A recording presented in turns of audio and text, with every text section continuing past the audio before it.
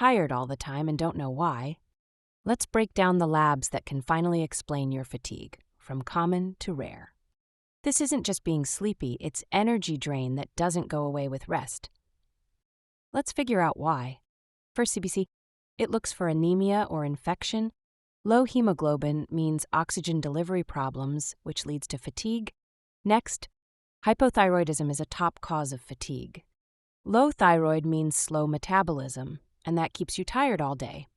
Third, it checks kidney, liver, electrolytes, and glucose. Even sodium or calcium imbalances can wreck energy. Fourth, iron panel and ferritin. Iron deficiency anemia is very common, especially in menstruating women. Ferritin shows your iron storage tank, then B12 and folate. They're needed for red blood cell formation and nerve function. Low B12 can make you tired and foggy.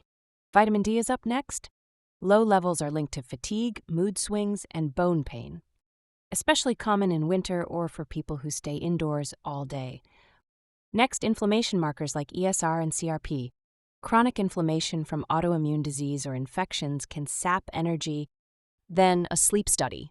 If labs are normal but you're still tired, sleep apnea is a hidden culprit. Next, a hormone panel.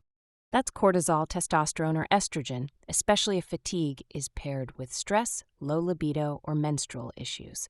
And finally, viral and infectious panels like EBV, CMV, HIV, or Lyme.